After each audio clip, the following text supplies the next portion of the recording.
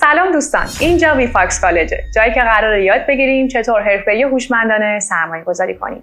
توی این قسمت از سری ویدیوهای تجربه‌های میلیون دلاری می‌خوایم بریم سراغ یکی از رازآلودترین شخصیت‌های دنیای فناوری و ارزهای دیجیتال، یعنی ساتوشی ناکاموتو، خالق مرموز بیت کوین. فکر کنیم 15 سال پیش یک نفر یا شاید هم چند نفر تو تاریکی دنیای دیجیتال اون زمان دنبال روشی بودن که آینده بازارهای مالی جهانی رو تغییر بدن. اتفاقا موفق هم شدن، چون بیت کوینی که اون موقع اختراع کردن تو بازارهای مالی الان حسابی ترکونده. ولی به نظرتون ساتوشی ناکاموتو چه کسیه؟ اصلا چرا هویتش رو مخفی نگه می‌داره؟ آیا هنوز بین ما زندگی میکنه؟ اصلا به نظرتون وجود خارجی داره؟ تو این سالها اخبار و شایعات زیادی در این خصوص شنیدیم که تو این ویدیو می‌خوایم به یک سری سرنخ‌ها برسیم. پس تا پایان این ویدیو همراهمون باشید.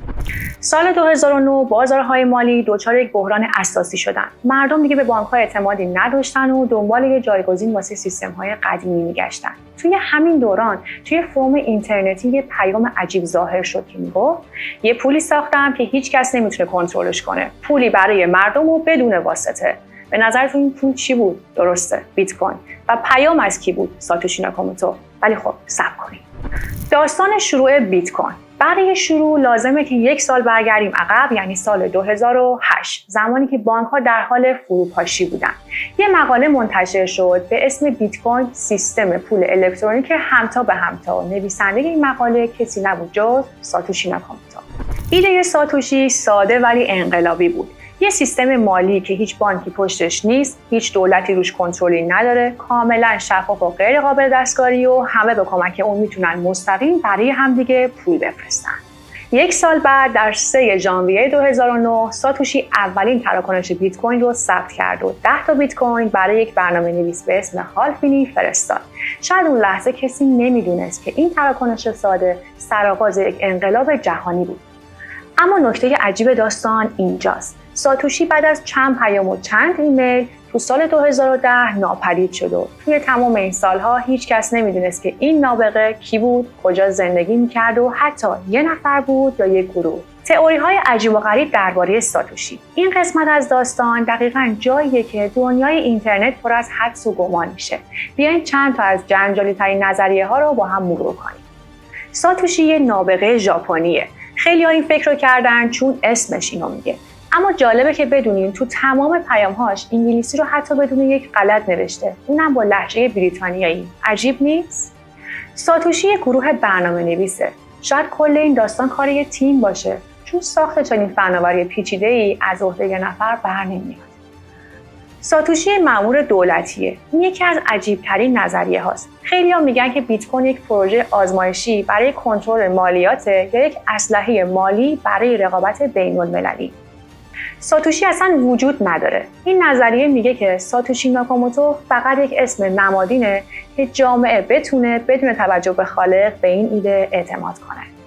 بزرگترین مضمون‌ها. حالا بیایم از تئوری بگذریم و بریم سراغ مضمون‌های اصلی حل این معما. هالفینی یکی از اولین برنامه‌نویس‌های بیت کوینه که اولین تراکنش بیت کوین رو مستقیما از ساتوشی دریافت کرد. این یک نابغه واقعی بود که همیشه این موضوع رو رد می‌کرد. نیک سابو پدر قراردادهای هوشمنده که خیلی‌ها معتقدن ایده بیت کوین از تحقیقات اون الهام گرفته، اما خودش هیچ وقت قبول نکرد که ساتوشیه. دوریان ناکاموتو یه مرد ژاپنی که فقط صرفاً به خاطر اسمش مشهور شده. وقتی که خبرنگارا به در خونش رفتن با عصبانیت گفت من حتی نمیدونم بیت کوین چیه. کریگ رایت این مرد استرالیایی مستقیما ادعا کرده که ساتوشیه، اما تا این لحظه هیچ مدرک قانع کننده ای ارائه نداده و بیشتر باعث خنده جامعه بیت کوین شده. ولی واقعا چرا هویت ساتوشی ناشناس مونده؟ این سوال همه رو به فکر فرو میبره که چرا کسی که یک فناوری انقلابی رو خلق کرده نمیخواد شناخته بشه؟ شاید میخواست حریم خصوصی خودش رو حفظ کنه. میترسید که دولت‌ها به سراغش بیان، یا شاید میخواست بیت کوین نماد آزادی و غیر متمرکز بودن باشه، نه شخص خودش. پیامدهای فاش شدن هویت ساتوشی. اگر یه روزی هویت ساتوشی فاش بشه ممکنه چه اتفاقی بیفته؟ ممکنه فوراً ارزش بیت کوین دچار نوسان بشه و احتمالاً دولت‌ها و رسانه‌ها نسبت به این موضوع حساس‌تر بشن. اما شاید مهمترین پیامدش از بین رفتن حس رازآلودگی و جذابیت باشه که کلی بیت کوین رو خاص کرده. میون این همه سوال و ابهام یه چیزی خیلی واضح و مشخصه، اونم این که هویت ساتوشی میتونه دنیای فناوری و اقتصاد رو به لرزه بندازه. ثروت افسانه‌ای ساتوشی. راستی میدونستین که ساتوشی یکی از ثروتمندترین افراد دنیاست؟ بر اساس تخمین‌ها کیف پولی که به ساتوشی نسبت دادن دارای 1 میلیون بیت کوینه که بر اساس قیمت امروزه بیت کوین یعنی اون دارایی به اندازه صدها میلیون دلار داره. ولی جالب اینجاست که این بیت کوین ها هیچ وقت خرج نشده. برای همینم خیلی‌ها فکر میکنن که یا ساتوشی فوت کرده یا هیچ قصدی برای استفاده از این پول‌ها نداشته. حالا سوال اینجاست، آیا یه روزی این بیت کوین ها به گردش در میان؟ اگر یه نفر تصمیم بگیره این مقدار بیت کوین رو بفروشه، چه تأثیری رو بازار میذاره؟ ساتوشی آینده فناوری. بیت کوین شروع یک انقلاب بزرگتر به اسم بلاکچین که این فناوری فقط محدود به پول نمیشه و از قراردادهای هوشمند تا ذخیره‌سازی داده‌ها و حتی رأی‌گیری. بلاکچین این روزها داره دنیا رو متحول میکنه. شاید ساتوشی نمیخواسته که فقط یه پول بسازه، شاید هدفش خلق یک ابزار برای تغییر جهان بوده. شاید هیچ وقت نفهمیم که ساتوشی ناکاموتو کیه، اما چیزی که کاملا مشخصه اینه که اون نه تنها بیت کوین رو بلکه یک آینده‌ای رو برای ما خلق کرده که بر پایه آزادی و اعتماد و نوآوری بنا شده. شاید شخصیت ساتوشی ناکاموتو مشخص نباشه و ناشناس باشه، اما تاثیرش بر دنیای ما کاملا مشهوده. حالا شما چی فکر میکنید؟ به نظرتون یه نفر میتونسته به تنهایی یه همچین فناوری پیچیده‌ای رو خلق بکنه؟ امیدوارم که به زودی بتونیم به جواب این معمای سر به مهر برسیم. اگر ویدیو رو دوست داشتین حتما لایک بکنین، کانال رو سابسکرایب کنین و نظراتتون رو با همون به اشتراک بذارین.